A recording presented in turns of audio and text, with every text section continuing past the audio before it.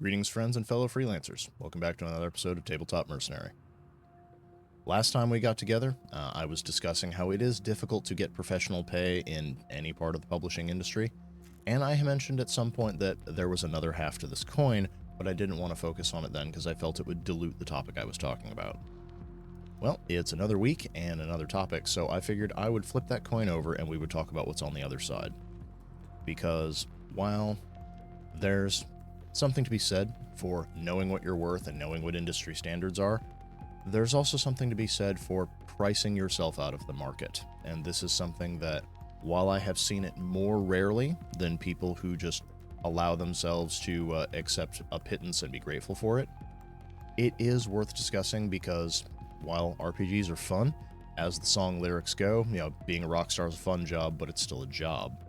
And you can compensate and go too far in the other direction, and that can also be an issue, especially if you're looking to make any part of publishing your job, your career, instead of just a thing you do on the side or a little hobby that you have fun with. Now, what I'm talking about is, well, it's pretty obvious on the face of it. If you charge a price for your services or a price for your product that the people who want it cannot afford, you have reached an impasse. They can't give you the money that you want for the thing you made, and now you can't get the money that you need for the thing that you made. And this is why it is important to, yes, you need to know what the going professional rate is. You need to know what, under ideal circumstances in a white room scenario, you could make doing what you do. But then you need to inject some reality, and you need to ask yourself, am I going to get that? In my situation, in the climate that I am in, with the situation that I am looking at, can I realistically expect to make that much money? A good example of this might be if you've ever been designing a game or you're putting together an RPG and you're going to run a Kickstarter for it. This is not uncommon. This is unfortunately the bigger part of the business model these days. I say that because I hate crowdfunding, but that's another video for another day. And so you're looking around and you're trying to think, okay, what is a realistic expectation that I should be able to raise given my profile, the game that I'm trying to make, the audience that I'm courting, things like that. And you look around at some other games. And if the only ones you take into account are the site-breaking games, things like Coyote and Crow, for example, which pulled in, I believe it was over $1 million by the time the Kickstarter was done, and you just think that's going to be what you make, that's your expectation, you are going to be wildly disappointed because the factors that go into making something like that game that successful are so rare and so specific, and they require such a zeitgeist of movement that unless you can somehow replicate that viral success, that if you somehow already have a foothold in similar communities and all of those various things that went into making that game's launch such a success, there is no way you should expect to make that. As an example, for folks who are looking for something more realistic, the Kickstarter that I ran for Army Men, I believe pulled in just over 10,000, 12,000 when all was said and done, which was enough to make the book, get everybody paid, make it a reality, etc. And that was more realistic. That was kind of around the numbers that you expect for a full-fledged RPG to hit the market and be available with everything that it needs to be a playable game. But even that required me to have people who know how the platform worked, to have multiple teams all going around and getting the information out there, constantly courting people, trying new ad algorithms on various websites, to give interviews, to get into, various publications on various channels, podcasts, etc., etc. Someone without those contacts who's just doing it all on their own, especially someone who's doing it as a first-timer, that is kind of a hard expectation. And that's something you need to keep in mind. Apply that to basically any other scenario. If you are coming in and you expect to be paid 10, 12 cents a word, that's not impossible. I've had it happen a couple of times. But what's your resume? Who else have you worked for? Is your name recognition something that justifies that level of payment? And even if it is, let's say it was someone more famous and more experienced than I am in the RPG industry, and they need work, and they're going around to some smaller, mid-sized publishers because they're not picky about where the work comes from. It's nice to want that, but if you're expecting someone to be able to afford to pay you what, Paizo, or I don't know if they're Onyx Path or White Wolf these days, but whichever of those bigger companies, if you're expecting their rates from somebody that's essentially a company running it out of their garage with them and their two best friends, that is not a realistic expectation. And at the same time, let's say you're not working for pay. You're not raising something from the audience. You are confident you can put something together, you can get it out there, and it'll be on the open market and people can just buy it. Cool. If you have the skill, the talent, the endurance, and if you can cover your financial overhead long enough for that to happen, absolutely recommend it. It's a great way to do things. However, let's say that you put together a full base book for an RPG. Let's have a big product here. And you want to charge $80 for it. You want to charge $100 for it. And let's say, even if, in this ideal scenario, that book is technically worth that. You have amazing artwork, hardcover, it's a great layout, pages are glossy, everything is looking the way it should look. Who's going to buy that? Who can afford to buy that? Especially if your game is not already infamous, not already famous. You don't have a bunch of people out there clamoring for this book. It's just another RPG in a sea of RPGs. And sure, it might be good in much the same way that that novel you wrote might be amazing. But there are hundreds of thousands of other novels out there clamoring for the same attention. If that price tag is really big, people are probably gonna give that a pass. It is an unfortunate truth, but it is just the way of the world. If you are too expensive, if you're too much of a risk, who's going to buy that? Who's going to be able to afford to buy that? It's the scenario of, selling your glass of lemonade for $10,000 of, sure, you only need to sell one, but who's going to come along and pay that for it? And all of this is not to say that you should not charge what you are worth, that you should not expect to be compensated for your skill, for your time, for your energy, but rather to look at the market and ask yourself, what is a reasonable expectation? What do you think at the level you're operating at you can actually get? Because for folks who love classic cinema, there's a scene toward the end of The Maltese Falcon. Our detective and our villainous character had previously been discussing handing over this tiny bird statuette that everybody wants. And, Mr. Gutman had essentially been telling our detective, it was worth hundreds of thousands, possibly millions of dollars. But when he shows up to collect it, he's got $10,000 in cash. And our detective, obviously with a rueful smile, is talking about, and is like, well, you said this thing was worth millions. Yes, that was millions of talk. This is coin of the realm. And that is the situation you're going to find yourself in of, there's the theoretical, there's possibility, and then there's, when the rubber hits the road, what can you actually expect? What are you likely to expect? And most importantly, well, what can you get? Especially if you're hoping to work as a freelancer, if you're hoping to work for a company regular or at least full-time. That's a thing you have to consider, because absolutely, I will not sit here and tell people to accept wages that will not pay for your bills, that will not cover your living expenses, and that are going to take all your time and energy and effort, so you're going to work that hard and still not make enough to live. At the same time, what is your alternative sometimes? There are situations where writers in particular have to sit back and ask, well, is something better than nothing?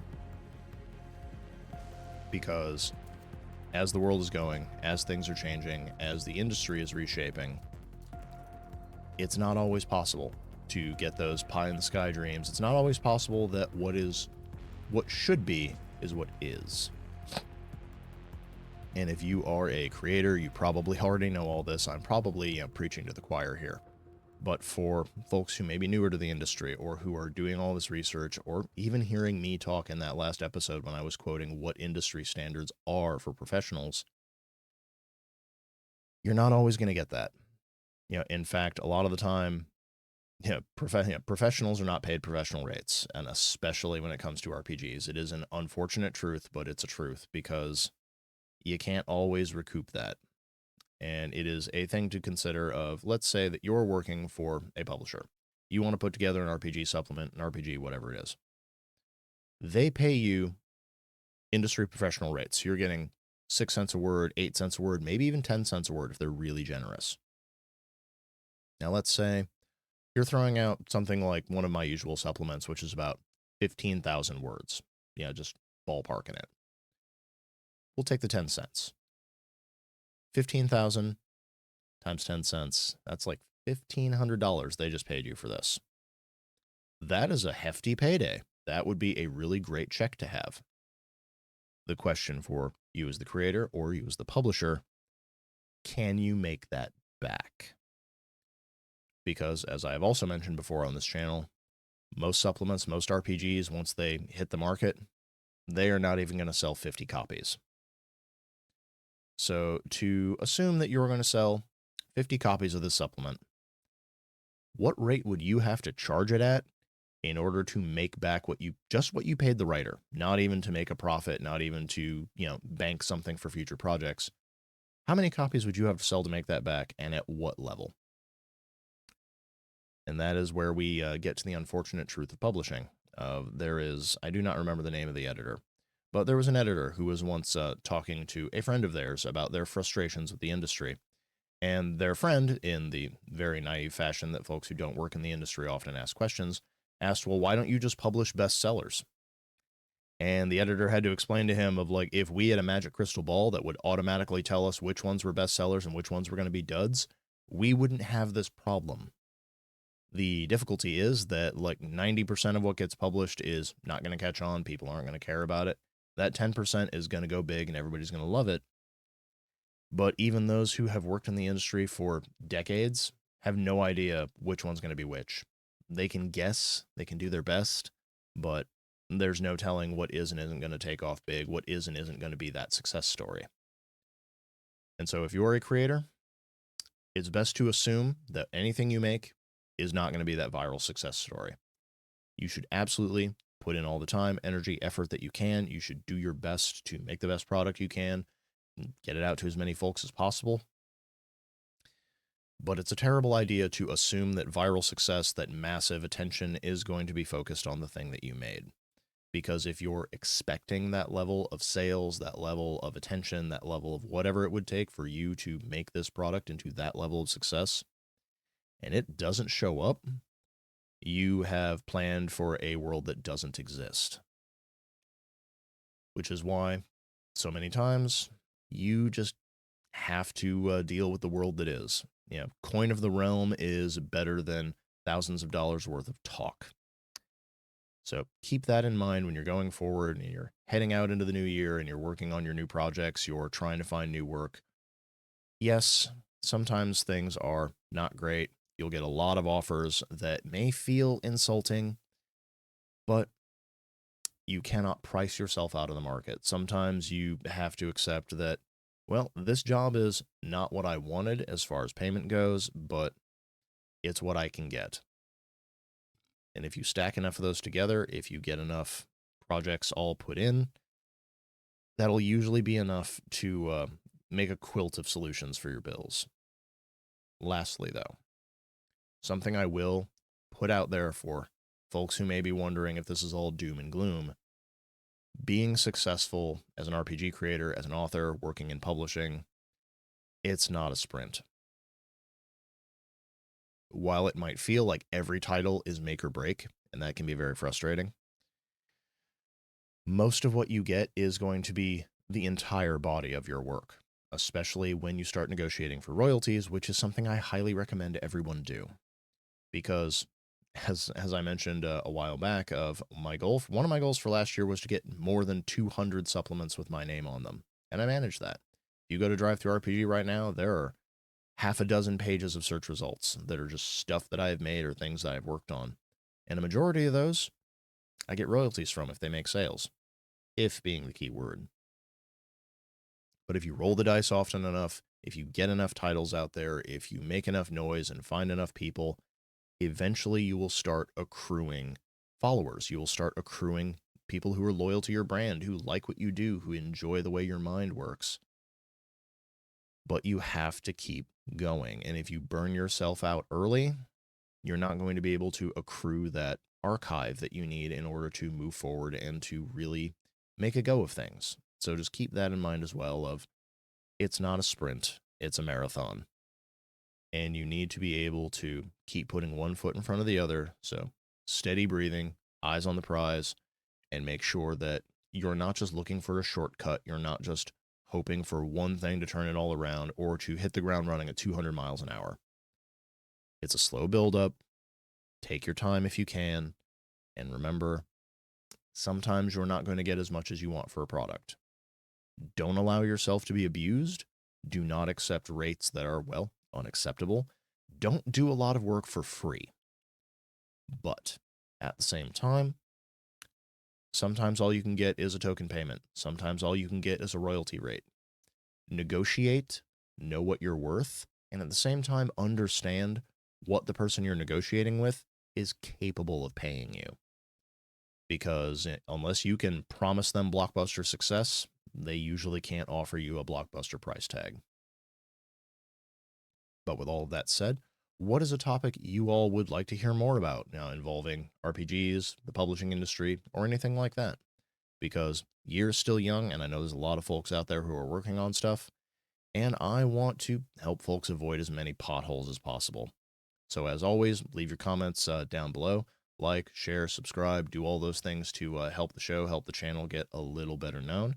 And until next time, happy gaming, everyone.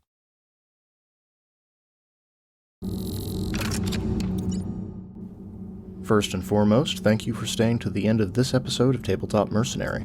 If there's a question you have about being an RPG creator, please don't hesitate to put it in the comments below so I can address it in a future episode. If you want to help me keep the lights on and keep this show going, then please consider subscribing to the channel, liking the video, and giving it a share on your own social media pages to help boost the signal. Lastly, if you really enjoyed this episode, please consider leaving a tip by buying me a Ko-fi or becoming a Patreon patron at the links in the video description below. You'll find me on both sites under the name The Literary Mercenary.